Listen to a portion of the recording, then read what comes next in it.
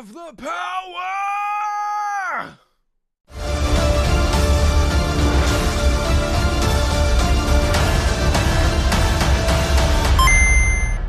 So, Masters of the Universe is now out in theaters, ready for your viewing pleasure.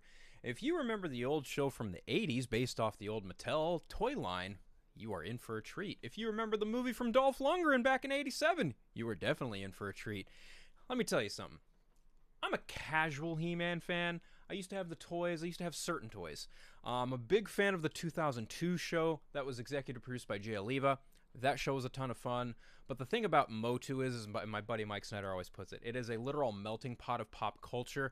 You have swords, you have fantasy, you have lions, tigers, bears, oh my. You have a dude named Skeletor with a skeleton face. Magic, weaponry, science, technology, all sorts of goofy shit. Goofy in the best way possible, though. Let me just say that this movie was not only directed by Travis Knight, shot by Fabian Wagner, and then had a score from Daniel Pemberton. Literally, you have like three really big icons there in their own right between direction, cinematography, and scoring, composing. And then to top it all off, you have a pretty stacked cast. I mean, Nicholas Galitzine as Adam He-Man, really great. Spectacular. Fantastic. He's genuinely a really good, solid lead, especially playing the ways of both Adam when Adam's kind of, not really wanting to be confrontational, but then when he has to be He-Man and he fights, it's really good. And then you've got Skeletor, played by, of course, Jared Leto. Yeah, that's enough said there. But seriously, it's the most beautiful balance of cartoonishly evil yet unserious I have ever seen a character play. And on top of the fact that you can't even really tell that is his voice, because I'm banking donuts to dollars that it's modulated. If he's actually doing that with his voice, I'd be genuinely surprised, but I am no, I'm not buying it. They pretty much went out of the way to Jared Leto's playing the character, but you can't really tell it's him. It was good though. It was fun. It was really interesting to see just how goofishly evil this character was, especially from the cartoon, to how they translated that to this movie. Apparently the 80s cartoon had a pretty big influence on this movie, and it shows, most definitely. Idris Elba as Man of Arms, I got no complaints. None whatsoever. Great job, did what he needed to do, even though he's, he does the Idris Elba thing. He never turns in a bad performance. Now, Alison Brie as Evil Lynn.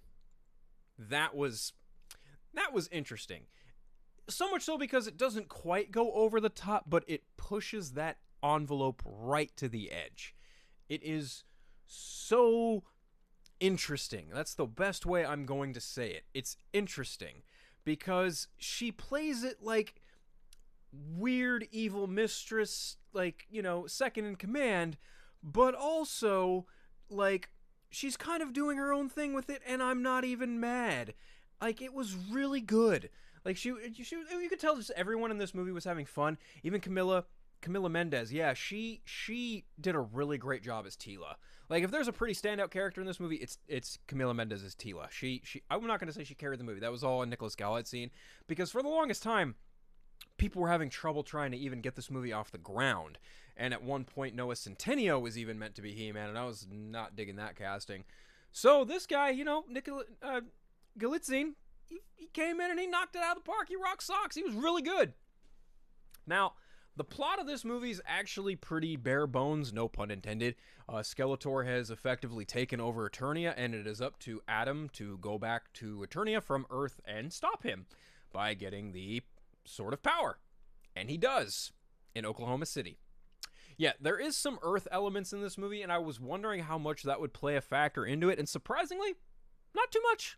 It's only in the first act of the movie, and little shades of it kind of towards the end, but even then, if you watch the movie, you'll understand what I'm saying. But really, really, really love this movie. Oh, how could I forget? Another top-notch actress, Morena Baccarin. I can never pronounce this woman's name. She's married to dude who played Jim Gordon in Gotham, Benjamin McKenzie, I think. Yeah, she was really good as the sorceress. That was interesting to say the least. There was also, if you're a Motu fan, you're going to catch a lot of, Motu icons.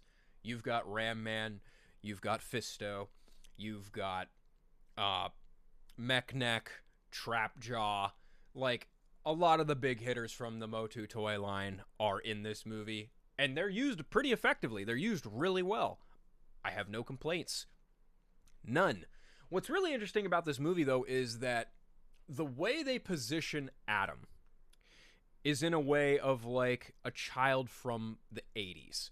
In that, hey, do you remember Masters of the Universe, all these toys we used to play with? And people are looking at him like, what? And he's like, yeah, Ram Man, Trapjaw, like all these big characters, Beast Man. And people in the real world are just like, dude, you're nuts. But the thing is, playing the character that way in the movie almost feels meta, but not. But it does. It's very interesting in the way that it's played, because even when he comes back to Eternia, people are like, who the hell is this guy? You're not Prince Adam. Like, what? You may have the sword, but you're nobody.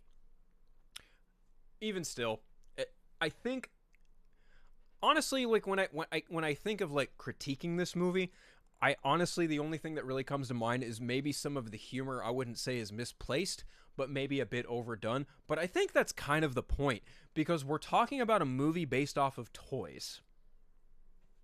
Make of that what you will. But overall, it was a really fun experience. The movie was. I will just say that my theater experience itself, getting to the theater, was a pain.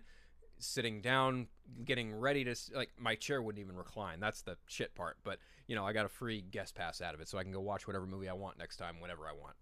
That's besides the point. Anyway. Also, Cringer. If I have a legitimate, like, gripe, I was a little bummed that Cringer was not in the movie more. But when he is in the movie, it's actually really fun. Even as little screen time as it is. But I feel like there is definitely set up for a future there. They have 2 post-credit scenes. I won't say what they are, but one of them is definitely like an oh shit moment if you're a Motu fan. The other one is pretty standard in terms of, hey, yeah, sequel, maybe. But yeah, I enjoyed it. I had a lot of fun with Masters of the Universe. As a casual, kind of more than casual fan, yeah, I enjoyed it. I had a really good time. I thought it was really well made. I thought the score was really well done. Travis Knight did an excellent job directing it. Hopefully, if they get to make a second one, hopefully he's the one who gets to make it. But yeah, overall, Masters of the Universe, 4.5 stars out of 5. Really loved it. Go see this movie.